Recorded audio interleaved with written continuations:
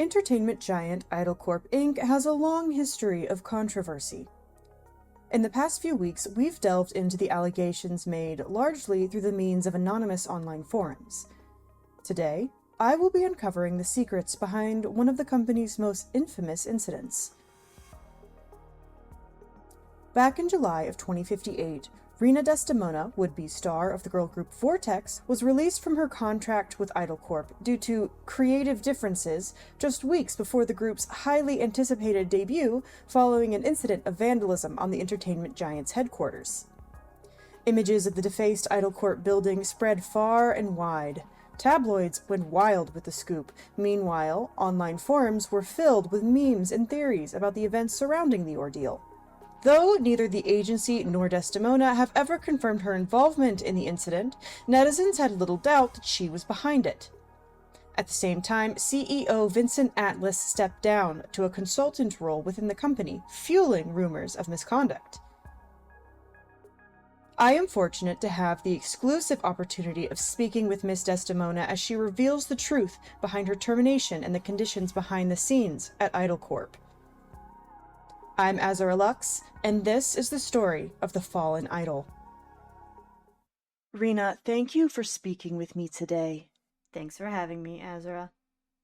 To start off, how about you tell us a bit about how you grew up? My family didn't have a whole lot growing up, besides kids, I guess. I had 6 siblings.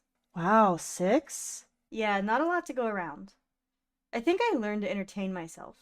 I've always loved to sing and make music with whatever I could get my hands on. Sometimes I just made my own instruments. When I was a teenager, I think maybe 16, I auditioned for Idol Corp as a trainee and was accepted. I moved into their trainee dorm within like a week. That must have been a real change for you. Oh, yeah. On one hand, I went from being surrounded by all of these people I've known my whole life to living in a dorm full of strangers. But on the other, I was finally able to live outside the shadow of my family. I didn't have to babysit. I wasn't one of 7 children. I didn't have to worry about whether I was going to have a roof over my head. I was just Rina. Rumor has it, you gained quite a reputation as a trainee.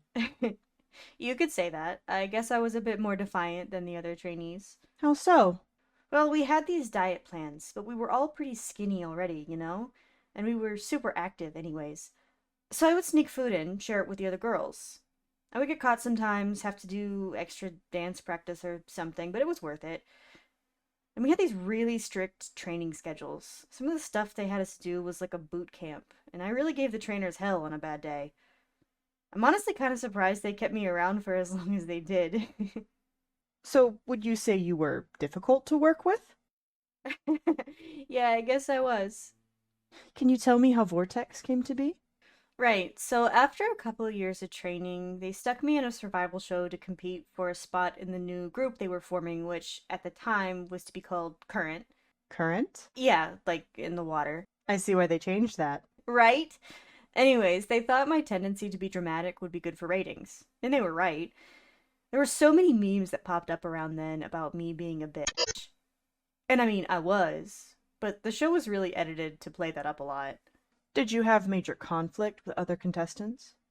I did. I was a bit of a hothead at the time, and there was this one girl that would criticize everything I did. I don't remember exactly what it was she said, but I almost punched her in the face, but a friend stopped me. I think it was like 2 episodes later she got eliminated. So, after the show, when you became part of Vortex, were you close with the other girls? Some more than others. It's not like we hated each other, but a lot of what was shown was pretty fake. We were less like a group of besties and more like a dysfunctional family. Like we were super protective over each other, but there was constant drama all the time. When it came down to it, though, we were the only ones looking out for each other. We knew that all too well. Do you think you would have been friends with the girls had you not been in this situation? Most of them, no. I was pretty close with Mars before the elimination show, so she was the only one that I really would have considered a friend. I trusted her a lot. Do you still keep in contact with Mars? I've spoken with her a few times since then. She was the only one that tried to reach out every now and then to see how I was doing. I later found out that she wasn't supposed to contact me at all, so it was a bit of a risk to her. I guess she was worried about me. Moving on to your termination, I have to ask, was it you that vandalized the Idol Corp building? Yes, it was me, coming as a surprise to no one. What led to this? You were set to debut in only a few weeks with a group that already had such a large following. Well, a few days before all of that happened, we all arrived to rehearse choreography for our debut music video. We were told that there were some changes made at the suggestion of the new director of marketing in order to portray a more mature image. The new choreo was a lot more suggestive, and Vince was there observing us and telling us to dial up the sexiness. I talked to the other girls later, and we agreed that he made us all kind of uncomfortable, but no one dared speak up. The routine definitely didn't fit our vibe, but we figured we could deal with it if that was all that changed. So none of you were consulted about this change. No, none of us had any input at all.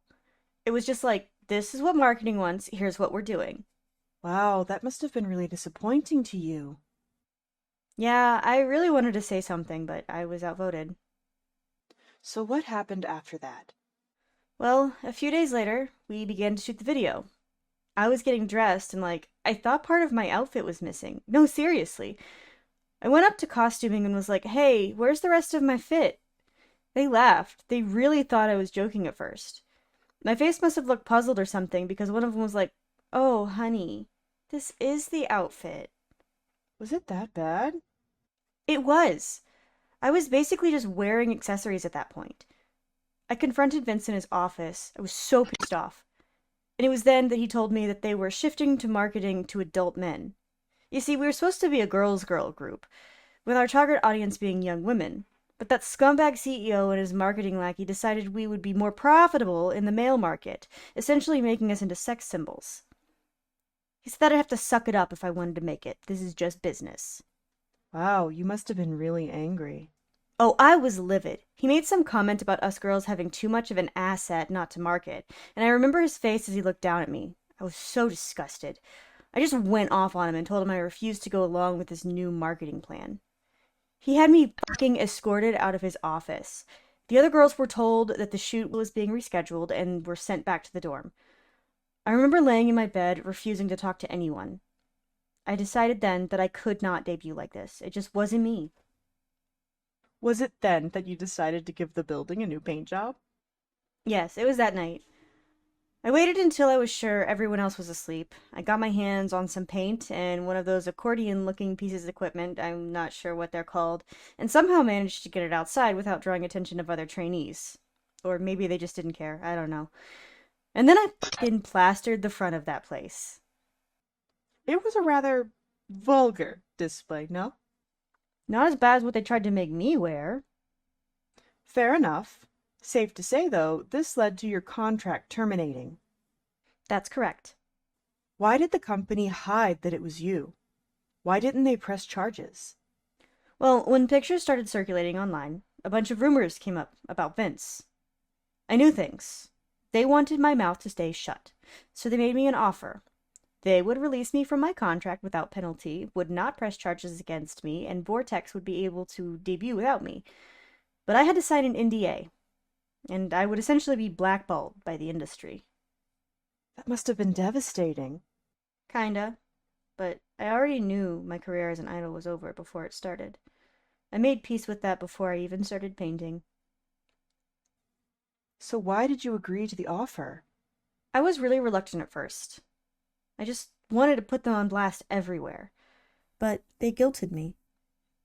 If I didn't, the other girls wouldn't be able to debut, and I was basically making the decision to end their careers as well as mine.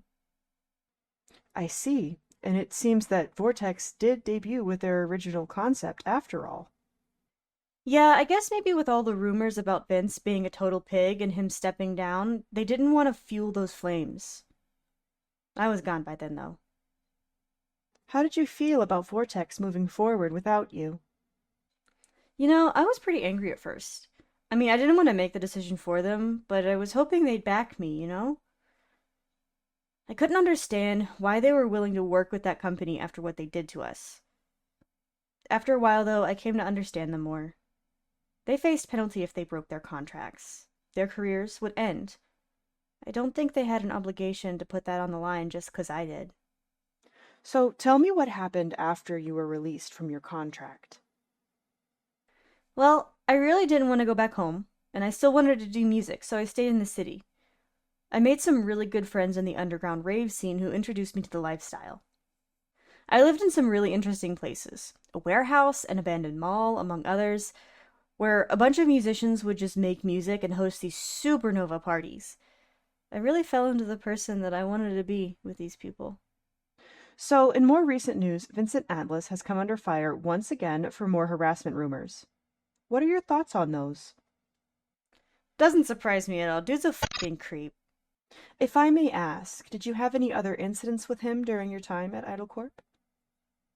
I think he avoided me because I was a troublemaker, and I avoided him for the most part, so I didn't have a lot of interactions with him until I confronted him in his office. But there were a lot of rumors. It was just kind of an open secret that he would take certain trainees and idols under his wing. The girls especially were always on guard around him. One more thing. Are you worried about getting sued for talking to me today, since you signed an NDA? Sue me. I don't give a fuck. A bold answer. Well, I'm a bold woman. That you are. That concludes our interview. Rina, thank you again for sharing your story with me. My pleasure. When we reached out to IdleCorp Inc. for comment, a spokesperson stated that an internal investigation was conducted at the time of the incident and has long since been closed and the matter considered resolved. The company asserts that they consider Ms. Desdemona's termination to be a separate matter. When asked if the company was investigating abuse allegations against Atlas, the spokesperson stated that IdleCorp Inc. takes allegations of abuse very seriously, citing their policy on employee conduct. However, they did not specify that an investigation into the CEO's conduct was ongoing. I'm Azura Luxe, and this has been a GBNC Deep Dive.